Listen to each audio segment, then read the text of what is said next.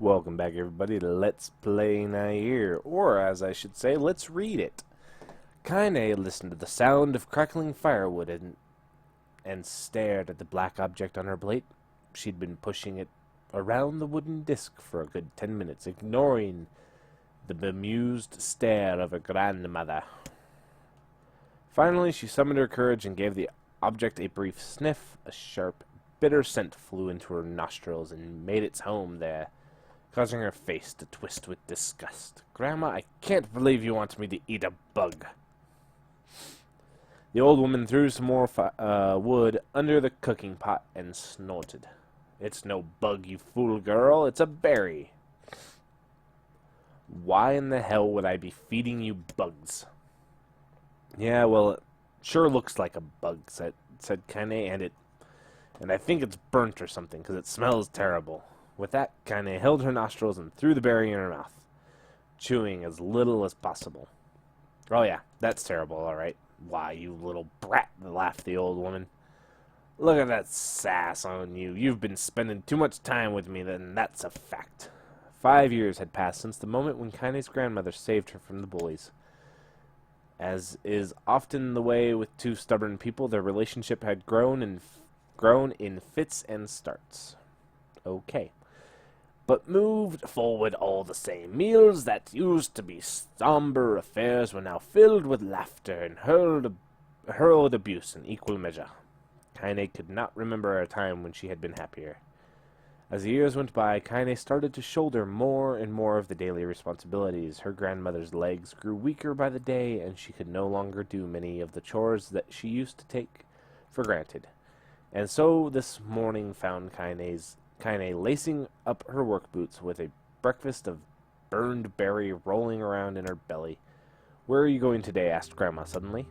Kanie looked up, surprised. The old woman rarely asked for specifics anymore. "Well, I was going to check out the kelma trees, and if they were ripe, I thought I would make some jam or something. And I'm going to pick up some flagstones, so I need to take the wheelbarrow." "Flagstones? What in the hell for?" Kanie stared at her grandmother, then held out an arm, swept it around their home, constructed mostly of cloth, rope, and rubble. The old place sagged like a boxer in the final round. "Grandma, a dying cat could chew through this house. I'm going to build a stone wall so that we have some protection." The old woman laughed, exposed her toothless grin to the world. "Goddamn girl, if a bunch of thieves want to ransack this old place, let 'em come. We got nothing worth stealing anyway. I'm not worried about thieves, I'm worried about shades. People saw one west of the village yesterday." The old woman tilted her head and stared at her granddaughter. "Well, shoot, I don't know why you have to do it today. We can worry about it some other." "Grandma, no. If I don't go to the kelma trees, we won't eat tonight. You know that." A confused expression passed across the old woman's face, and for a moment she was a small child lost at a carnival. "Yes," she said after a bit. "Yes, of course, you're right. I'm sorry, Kanie. Lately it seems my mind is—" She didn't finish the thought. Instead, walking over to her, to her nightstand, and gently taking the wreath of lunar tears from the drawer. The flower's petals had aged to a brilliant whiteness, and Kanie thought it was more beautiful now than the day she first received it. "Wait, it's not wilted?" "Okay. You're going to be a true woman soon," Grandma said, as she placed the flowers in the girl's hair. So that means less chatter about shades and building defensive walls, and more talking about how beautiful you've become." Annoyed, Kanie reached up and removed the garland, but the look on her grandmother's face stopped her hand. "You're a beautiful thing," said the old woman, "and there ain't nothing like you in all the world. I'm very proud of you." "Okay, Grandma, that's enough. That's enough goddamn compliments for one day. Such a mouth on you. Where did that come from? Gee, I wonder." "I'll teach you to sass me, girl," yelled Grandma. Suddenly, she lurched forward and grabbed Kanie by the ear, pulling her around the room with a crazed grin on her face. "Grandma," yelled Kanie in a quaking voice. "Grandma, stop it. What the hell?" The old woman stared at her in blinked, then slowly held her wrinkled hand out as if it was the first time she had ever seen them. Oh, I don't know what... I don't know what happened there. I'm sorry, girl. Sometimes my mind just kinda thought the look on her grandmother's face, was the most heartbreaking thing she had ever seen. Listen, she began. Maybe I should stay home after all. No, I won't have you stay here to keep an eye on an old cougar like me. Cougar? That's what that said? Cotter? I don't know. I thought I said C-O-D-G-E-R. I'm not sure. Because cougar is, yeah, completely different. You go get your fruit and jwall and whatnot. I'll be fine. And when you come back, I'll have a nice grasshopper dinner waiting for you. Kanie rolled her eyes, then kissed her grandmother on the forehead and made ready to depart, trying desperately to ignore the worry that was gnawing at the walls of her heart. Kanie could feel the old woman's eyes watching her as she moved down the path. Don't turn around, she told herself, but in the end the temptation was too great. She spun on one heel for one final look and saw a small, bent woman standing in front of a ramshackle hut with a sad expression on her face. Gods, she looks so old now. It's like the wind could reach down and just carry her away. Kanie worried about her grandmother all day, causing her work to suffer. What little fruit she could collect was tossed carelessly into the wheelbarrow, and she only found a couple of stones before losing interest in the project. Finally, as dusk approached, she decided to call it a day. Cursing herself for the lack of focus, Kanie pushed the nearly empty wheelbarrow back down the path. As she crested the final hill, she finally froze in place. The wheelbarrow fell from her fingers and collapsed on its sides, sending a few pieces of wrinkled brown fruit rolling back down the hill. Her gaze was transfixed by a black cloud that hovered just ahead. Tracing its path with a finger, Kanie suddenly felt her stomach not in on itself. Oh gods, no. Her grandmother's house was ablaze, the flames licking up as if trying to touch the sky itself. Grandma! Kanie ran, then, faster than she had ever moved in her life. Once she tripped on a stone and went sprawling into the rocky ground, but she leapt to her feet and continued running unmindful of the blood that spilled from her wounded hands and knees. As she got closer and closer, Kanie's mind began to race in time with her footfalls. It's too dark, not just fire, can't be fire, too much smoke. Gotta save her. She burst into the front yard and came to a sudden halt. Her worst suspicions confirmed. The smoke from the fire was mingled with a thick, inky blackness of an enormous shade. The massive creature supported itself on 3 twisted feet and achieved balance through means of a large armored tail. Scales, horns, and claws sprouted from its body in a random chaotic pattern, giving it the appearance of a lizard designed by some insane god. Seeing Kanie, it let out a roar and flicked its tail, sending small whirlwinds spinning around the yard. For a moment, the creature retreated into a shimmering, inky blackness, as if her mind was unable to comprehend that such a thing could actually exist. But then the smell hit her, a blend of rotted meat and excrement, and the horror became real once more. The creature bellowed again, and this time Kanie responded with a scream of her own. "Alright, you bastard," she thought as her scream echoed off of the high cliffs around them. "It's me or you, let's go." The shade eyed Kanie with bemused interest.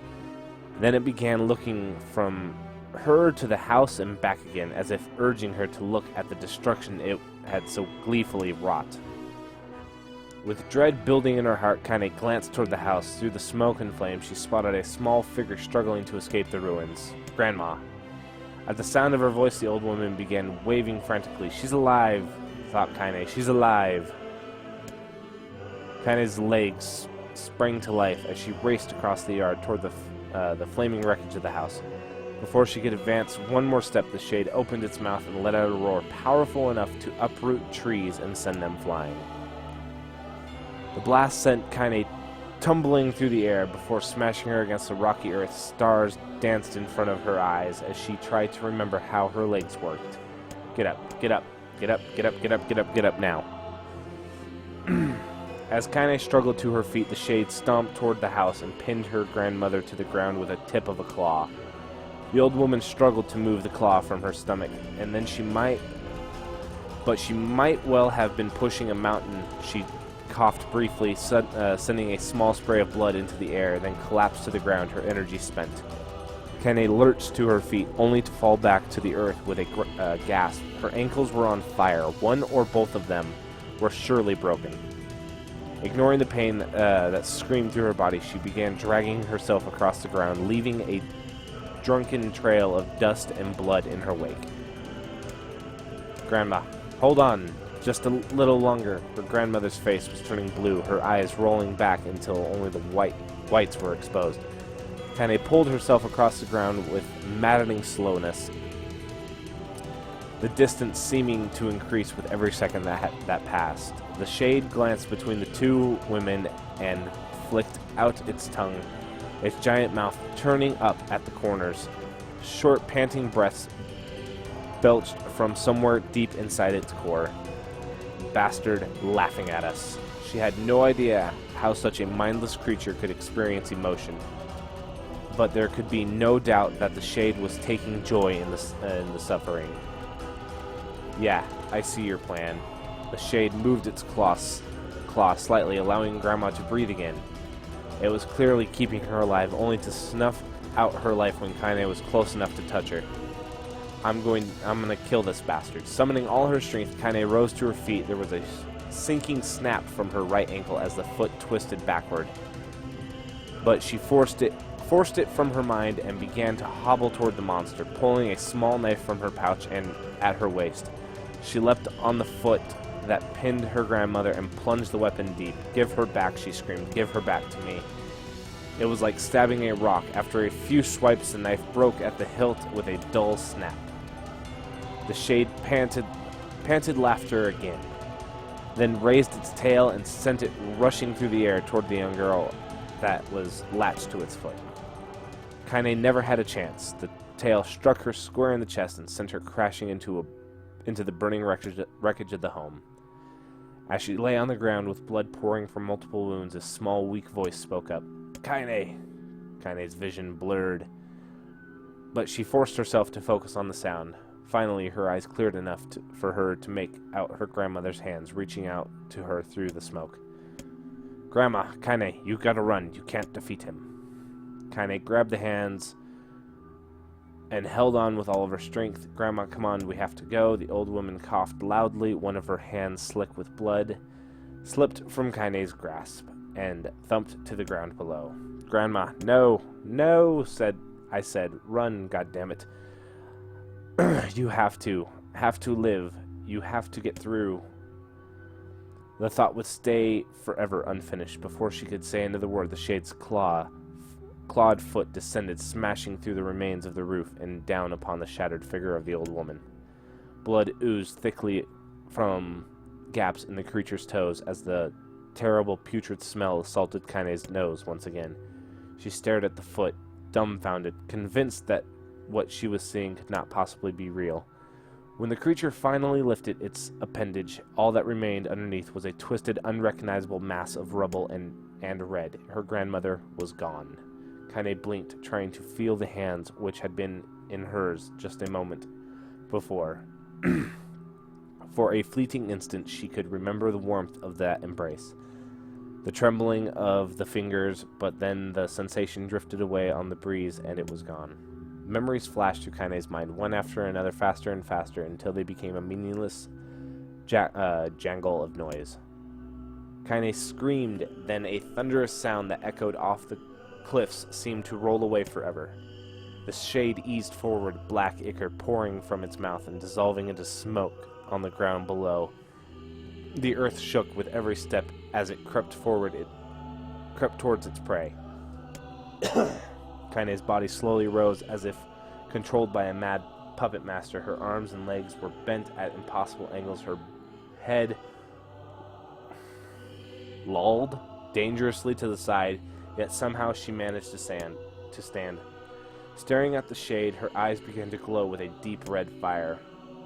The creature, so confident just moments before, took a slow, hesitant step backward, trying to discern if this broken human could possibly pose a threat. Kanie seized the moment, laughing like a madwoman. She leapt into the air and plunged the shattered hilt of her knife deep into the leg of the shade. The shade shook Kanie off like a fly, sending her crashing into the earth once again. Her chest rose and fell slowly, as if a great weight were resting upon it. Moist sounds of pain echoed through her mind. Something warm and thick oozed from her ears. Is that blood? I think it is. I think I'm bleeding to death. No, can't die. Grandma told me to live. Deep inside Kanie's mind, something finally broke. The sound, the pain, the smoke and flames, all of it faded away until all that remained was a single incantation repeated over and over again. Kill it, kill it, kill it, kill it, kill it, kill it, kill it. Lots and lots of kill it. Kill it now. As the spark that was Kanie slowly began to flicker and die, she felt her desire to kill and her desire to live blend into one. The distance between heartbeats grew longer and longer and longer. And then this happened.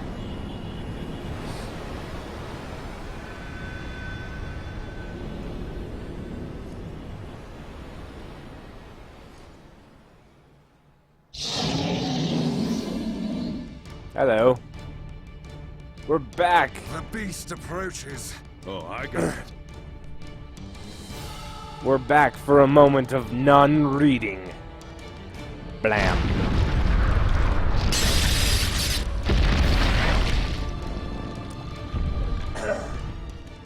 Alright. Do I actually get to fight or stand here and do nothing? Alright. We get to fight. Yep. You can't do nothing. By the way, viewers, there is at least one more. How did it even survive these past 5 years? I'm not gonna let this happen again. He dies today. Wow. Sword feels lighter. It's not the blade, but the skill of the user. Strike him down. Not to mention we don't have a sword, we have the spear. By the way, there is one more thing. Oh, there we go. One more Kanie's Dreams thing. And if I'm right, it's just as long. Oh yeah. Just as long.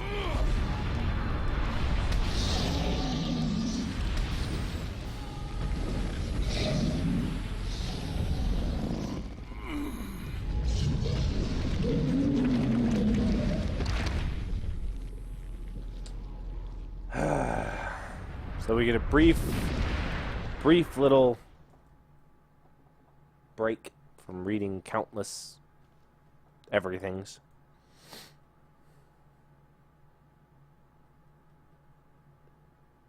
I'm assuming she doesn't wake up quite yet. Kanie's Dreams Encounter. Gently, weakly. Yes, I actually have the entire script pulled up already. Softly. The shade, sure that its tormentor was dead, turned and stomped off toward the horizon, stomping along the way to bellow one final roar. Couldn't kill it. So sorry, Grandma. Couldn't avenge you. Shamed beyond imagining, Kanie tried to turn her head to the side, but only succeeded in coughing up a huge gout of blood. It was getting difficult to see, and only after a moment of fierce concentration did she realize that her left eye was gone. Laughing to herself, she turned her remaining eye to the ruins of her home and noticed a ragged stump of arm resting a few feet away. Yeah, that's mine, she thought with a mad giggle. This is gonna make clapping a real bitch. Ha, cried a sudden voice from the depths of her mind. Finally gonna die, are ya? Well, you had it coming. Go to hell, Daimo, she thought, at the unseen assailant. Go to hell before I pluck your eyes out and feed them to a dog. The voice of her childhood terror evaporated into smoke, only to be replaced by another, more recent voice. Hold still, said the apothecary, materializing from the ruins like a ghost. I want to draw you That way you can live forever. No, stop. Don't want to live forever. Want to die right here. I see, he said quietly. Well, if that's how you want it. The spectral shopkeeper fluttered in and out of existence for a moment, then produced a piece of paper and sketched quickly. After a few seconds, he turned the page to Kanie and smiled. Since you rejected my offer... Hey, look, a game is done. Since you rejected my offer, I decided to draw someone else. It was a picture of her grandmother, real as life. Kanie opened her mouth to thank the man, but stopped as the picture began to blacken in the middle. Before she could say anything, thousands of multi-legged insects began to swarm across the image, tearing at it with sharpened pincers. Stop. No, don't hurt that picture. Kanie reached out with her remaining arm and waved futilely at the air. To her surprise, the insects fell off the paper and to the ground below, where they vanished into tiny black tendrils of smoke. Relieved, Kanie turned her good eye back to the picture, only to open her mouth in a silent scream. The sketch now showed her grandmother as she truly was, a smashed, unrecognizable lump of nothing. The apothecary smiled, then broke into a jolly dance. See that? He cried as he danced his jig. It's perfect now. She looks just like you. I look like that. Oh God, I'm going to die. I'm going to die. Drowning in despair, Kanie laid her head back in the mud, and smoke of her ruined house waited for the end to come. That's so damn hard to read now. But just before she let everything go, an unfamiliar voice began, whispering in her ear, Ain't you got a wish, sunshine? That voice was vulgar and fierce at the same time, as if insanity had somehow found a way to take form. Kanie wanted to scream at the voice as the voice crawled under her skin, but her lungs refused to work. You know, a wish, like a prayer or something. Why don't you get on your knees and start praying to heaven? Please, invisible man in the sky, save me, save me. Ka ha ha ha ha. Kanie finally resorted to shouting at the voice with her mind. I don't make wishes. They don't come true for me. I am a curse, a freak. I should be left to die. The other voice boomed in her ears. Bwahaha. Oh God, you are the best. Kanie glanced down and saw a black, shiny substance oozing from her leg. She tried to brush it away, but her remaining arm would no longer respond. The substance slowly crept around her feet and then began moving up toward the rest of her body. Is this death? Is this what it's like? Or is my mind just losing itself? She could feel the slimy oozing upward, feeling the hot, searing pain it left in its wake. Whatever else might be happening, she was still alive, and this was real. Come on, said the voice. Let it go. Kanie tried to ignore the voice and concentrate on the pain, but the newcomer would have none of it. Don't ignore me, sunshine. You're ready to give up, ready to die. So why not let me have it? Have what? Your body. Come on, give it to me. Give it to me. I want to stand on the ground, feel the rain, taste the wind. The voice paused as if licking its lips. When it resumed, it was filled with mad, unabated joy. And I want to take your hands and use them to choke the goddamn life out of people. I want to tear out their throats and bathe in the blood, just like before. In response, Kanie shifted her head and vomited. The warmth of it crept down her front and mingled with the pain of the encroaching black ooze. Are you a shade? Yeah, maybe. What of it? The slime reached her face, crept up past her nose, and slowly oozed into the socket of her missing eye. The moment it touched her brain, Kanie was struck by the most powerful sensation she had ever felt in her life. It was ecstasy. She wanted to scream with delight, but all she could manage was a small, whispered moan.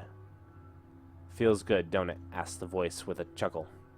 Yeah, what can I say? I know how to please the ladies. Now give me that body. Come on, give me the body and I'll give you more of this feeling. It's a fair trade.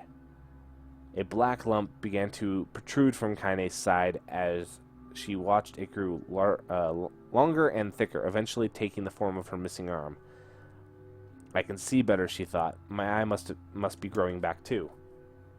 The slime reached up to envelop the rest of her face, but she managed to brush it away. Stop, she whispered, marveling at how she regained her voice. Stop. The black ooze hesitated, as if considering this request, then quickly simmered down her body before disappearing in a cloud of smoke. Ah, what the hell, Sunshine, screamed the voice. We had a deal. I thought you wanted to die. Grandma said I can't die yet. A brief image of her grandmother, bloodied and broken, flashed before her eyes. She saw the shade that had killed her and heard its mocking laughter, then closed her eyes and forced the image from her mind. Her whole body was quaking with rage. When she opened her eyes again, they burned bright red. That thing took my grandmother. I have to kill it before I die. Kanie glanced down and saw a mysterious pattern, the pattern of the shades, burn itself into her left arm. Well, I'll be damned, said the voice cheerfully. Look at that, Sunshine. I think you and me are going to be good friends now. Kanie stared intently at her arm. The more emotional she felt, the more the letters seemed ready to puncture her skin and begin infecting the rest of her body. The arm clearly had a will of its own. Stop it. Gotta stop.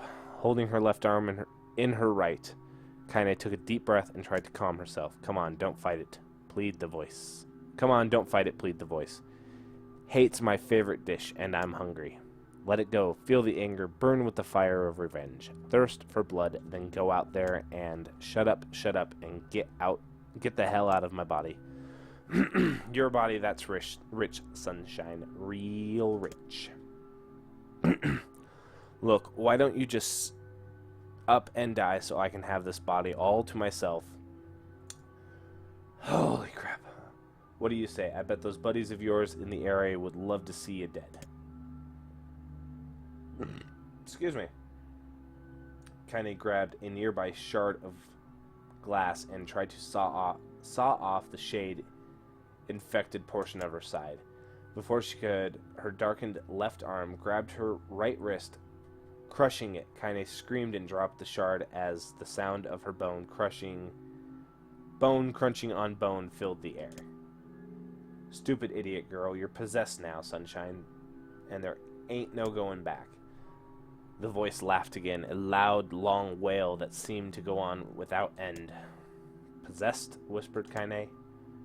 Yeah, possessed. You and me. We got what you might call a timeshare agreement. Remember how folks used to think you were a freak? Well, wait till they get a load of you now.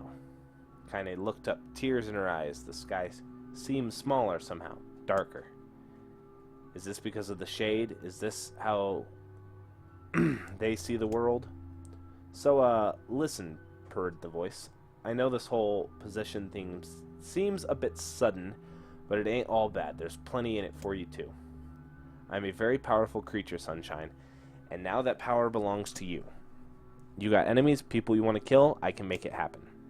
That fat little kid who kept picking on you, the big old shade that squished your granny, will wrap them up in their own assholes. No more abuse for you, Sunshine. No more pain. Wait, said Kanie. You're a shade. Why would you help me kill another shade? What, you think I'm some kind of racist? Some killing snob? I don't give a damn who you murder, honey pants. I just want to drink from the well. I'm trying to figure out where we are. Are we almost there? Sheesh. Kanie considered this as she struggled to her feet, the power of the shade coursing through her. The smoke from her house was drifting away with the wind, and she enjoyed the way the cool evening breeze felt on her new left arm. After a long pause, the voice spoke up again. So, how about it? You and me. We could have some good times together. Look, I'll even take care of the bloody part if you don't want. Fuck off, asshole, muttered Kanie. I'll handle the killing. Wahaha, screamed the voice. Look at you go. Oh, Sunshine, we're gonna have so much fun. So listen, my name's Tyran, and if you ever need me, I'll just be hanging out in this piece of meat you call a heart.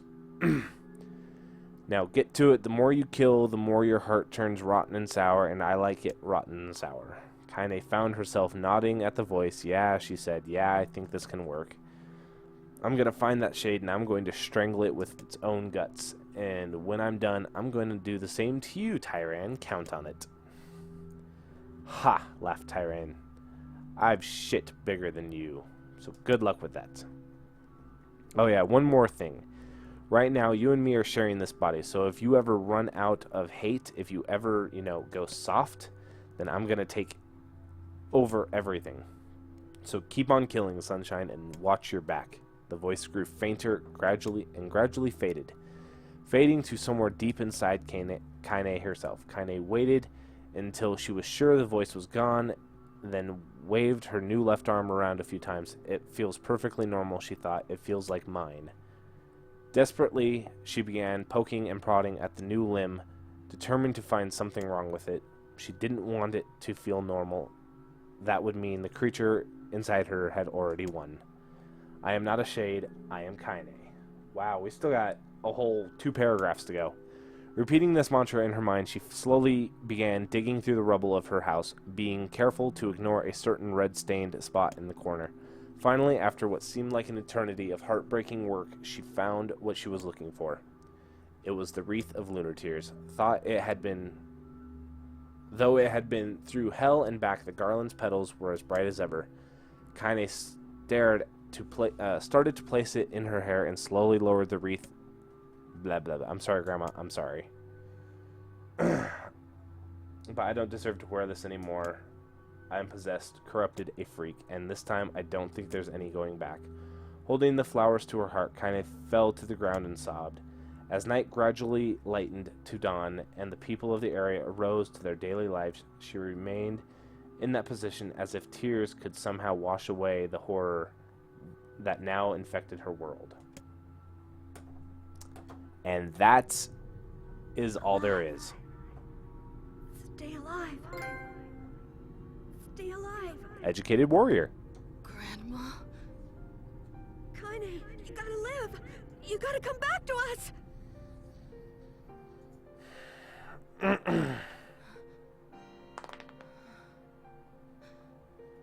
There we go, viewers.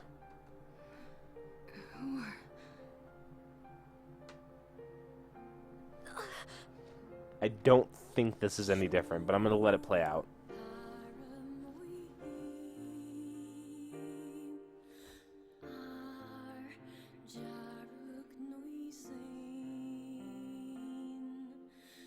Emil, you were the one calling me, huh? You still recognize me? Yeah, sure. I knew you right away. Thank you, Kanie. Good to see you, Kanie. You look like shit. How long has it been? 5 years.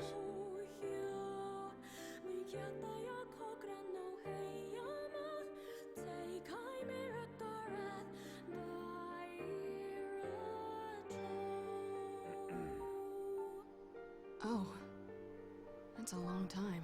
Any luck with Yona? We are still no closer to finding her. Yes, we are. We need a way to locate the Shadow Lord. Already did. This is for you. Lunar tears.